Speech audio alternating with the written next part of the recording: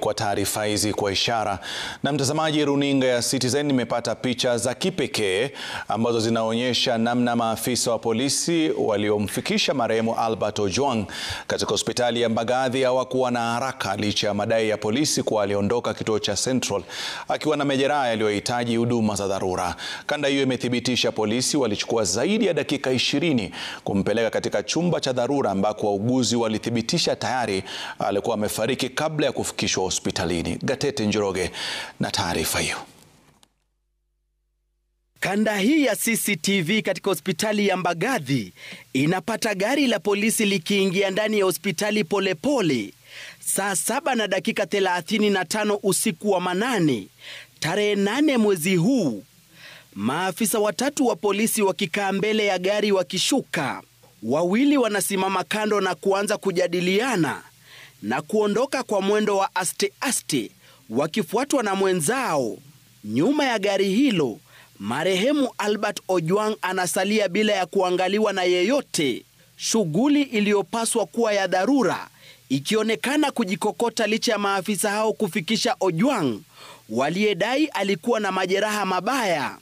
Picha za ndani zinawaonyesha maafisa hao wakienda kuzungumza na wauguzi ndani ya hospitali. Dakika 2 baadaye wanaondoka nje ambako CCTV inanakili wakizungumza na simu. Wanarudi tena ndani na kuondoka nje tena. Wakati huu wote mmoja wa maafisa hao akizungumza kwenye simu. Baada ya dakika 10 hivi, mwendo wa saa 7:46 usiku huo, maafisa hao watatu wanaonekana wakitoka ndani ya hospitali na machela ya kumbeba Ojwang. Kwa dakika zingine 10 wanajitayarisha kumwondoa Ojwang ndani ya gari la polisi wakiitisha usaidizi wa mlinzi wa hospitali. Takriban dakika 24 baada ya kufikishwa ndipo anaingizwa ndani ya hospitali. Hapa wanampeleka sehemu ya wagonjwa wa dharura ambako kwa dakika 10 walisalia ndani.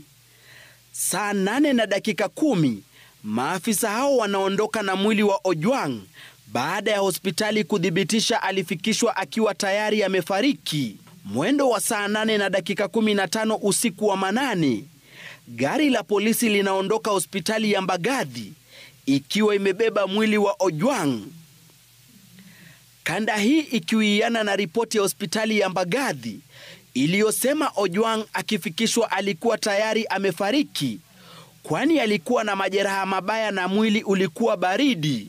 Kanda pia imedhibitisha, kando na polisi kusema alipelekwa hospitalini saa 7:39, marehemu Ojwang